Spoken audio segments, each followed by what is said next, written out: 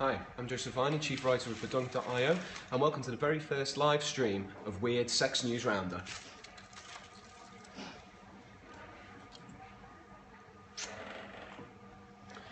So it turns out that Orson Welles, the renowned, revered and rotund actor and director, famed for his work on Citizen Kane, F for Fake, The Stranger and Transformers the movie, had a hand in editing a rather hardcore lesbian shower scene in 1975's 3 AM, the time of sexuality.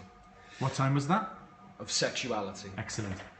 Now, the silver screen buffs among you will already know this sultry little factoid. However, thanks to the power of the internet and the lengths people will go to for new, high quality and rare filth, footage has surfaced online, and interest in this odd little slice of film history has completely rocketed. As ever with Orson Welles, it was an ego thing. 3M's director, Gary Graver, was also Welles' cinematographer. Welles thought he was taking a little too much time on 3am, and so, like a frustrated dad watching a child fuck up a science project, stepped in to edit the scene in question and speed the process up a little. The result, I hear you ask? Well, it's Orson Welles directing a sex scene. How do you think it went down? Probably just as well as the two ladies in question, I'm sure. Looks like they could have done with a third man after all. Nice. The scene itself is a combination of pretty intense sex, odd camera angles, and some of the most disturbing noises heard since that last porno you watched. Whether Welles picked this scene on purpose or at random is unknown, but the inherent mystery behind the whole thing, i.e. a woman wearing just a towel on her head is accosted by a complete stranger in a bathroom but decides to go along with it anyway, is ever so slightly reminiscent of Welles' work in general. The intrigue, that is, not, the hardcore lesbian shower stuff. The 7-minute scene must have been a logistical nightmare, given the tight confines afforded to our rather steamy-looking duo. But they make it work with aplomb. Contortionists the world over are currently re-evaluating their livelihoods as we speak. Joseph, Leslie wants to know why you have paper in your hair. It's a traditional thing. It's a cat and onion thing. Film buffs are creaming over the Welles trademarks. The high-angle shots, the emphasis on rainy panes of glass, whatever that means, and just generally distorted perceptions of the world.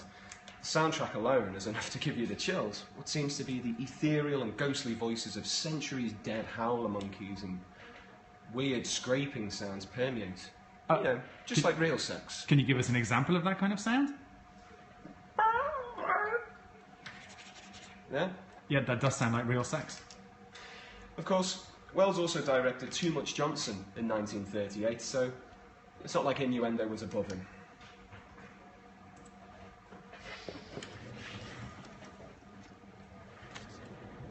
You ever had a secret?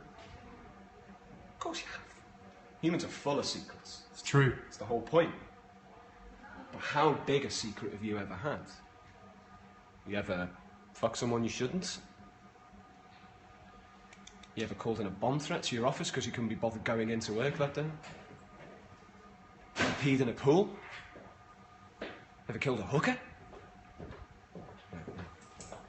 Well, your own secret won't be as big as this one. Andrew Wardle from Manchester, England, was born with a condition called bladder exstrophy. What's it called? Bladder exstrophy. Try saying that after a few jars. Can't say it now, sorry. Which means that not only was Andrew's bladder on the outside of his body when he was born, but he was also born with no penis. No way. Yes, wait. Oh. Wait. There's more. Is that? No way. He kept the fact that he was lacking in packing a whack from his girlfriend for not a week, not a month, not even 6 months, an entire year, by pretending that he had a kidney implant to combat repeated kidney infections, thus making physical love difficult to impossible for him. He eventually decided to come clean after undertaking surgical procedures to construct a penis using other parts of his body. I'm surprised he could come at all. Ba-dum. According to reports, Andrew will have a fully functioning penis in a year's time. Okay, good. His girlfriend, to her infinite credit, didn't seem at all fazed by the news and told reporters, "I didn't feel betrayed. Even though I'm his girlfriend, it's his personal business." We can only say good luck to them, and here's to the future. Andy Cole wants to know, do you have penis envy? I don't tend to look at that many. No? Not even when you're in the bathroom? In a public... You know, I was going to say, yeah, I don't share my bathroom with many men. I'm happy with what I've got. That's nice. Which is to say very little. But it'll do. What's the next story, Joseph? What else is happening in sex, weird sex? I'm glad you asked. Because it seems that a teacher in the Czech Republic has been fired from her job after making her class of 14-year-old pupils watch 50 Shades of Grey. The unnamed teacher, who was an English language tutor, decided to subject her teen charges to the insipid nonsense that constitutes this movie. Parents were outraged, not at the terrible acting or the lame plot or just general sense of shitness, but at the fact that there are apparently one or two sex scenes buried at the back of the film somewhere. I wouldn't know. Now, Magdalena Vikova, who was the spokesperson of the City Hall who manages the school, said that the director evaluated it as breaking working ethics and thus they acted accordingly. Still, it could have been worse. They could have made them read the book. Hey, if only the people in the film had acted accordingly. What have we got here? Moroccan rollover. That's right, John. It's about a fictional movie, and it's about the lives of 4 prostitutes in Morocco's capital city of Marrakesh. And the film has faced the wrath of the nation's censors, but lives on thanks to the internet, after large portions of the film were leaked online. Much loved is the story of a quartet of Moroccan sex workers that focuses on their daily lives, the struggles they face, and the stigmas involved with prostitution that many sex workers across the world may be able to identify with. Of course, this being the planet Earth, apparently, the censors tried their very hardest to bring the curtain across Much Loved, taking umbrage not with the notion of prostitution, but the coarse language, the nudity, and the perpetuation of the perception that Morocco is a sex tourist haven. The myth that Morocco is a sex tourism mecca is propped up by small numbers of Saudi Arabians coming to the country to get their jollies, but statistics, real statistics, that I can't prove to you right now, show that 96% of clients for the country's 19,000 sex workers are Moroccan men. What are those numbers? 96% of clients for the country's estimated 19,000 sex workers are Moroccan men. How many sex workers? 19,000. Jesus. Which isn't that many, I guess. I suppose. According to the BBC, one of Morocco's cultural mores is a reluctance to air dirty laundry in public, and the prevailing belief is that Much Loved is doing exactly that. Despite would-be censors and moral guardians mostly succeeding in smothering the film, much of the pre-edited raw footage is available. Now, we couldn't tell you to go onto, say, a very popular search engine and put Much Loved film download and click on the first result, because that would be terrible. And that would be very remiss of us and very poor judge of form. Just think about it. Sorrel wants to know, was that 19,000? It was 19,000. Not only that, but 96% of clients for those 19,000 Were what? Moroccan men. Excellent.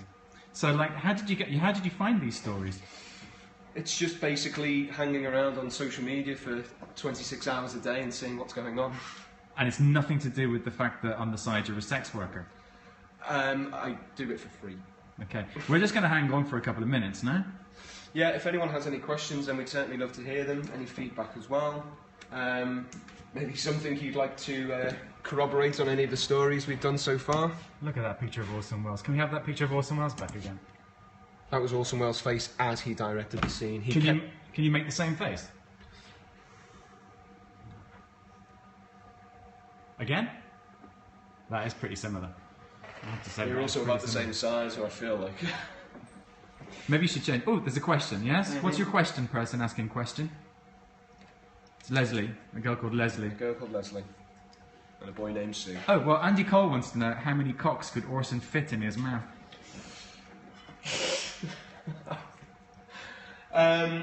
7.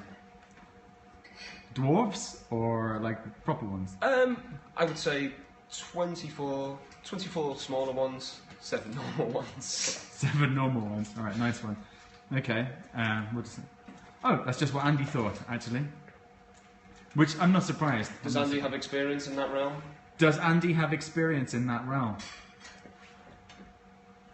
He's refusing to answer. Typical. Oh, no, obviously. Putting in or having put in? I don't know what to say.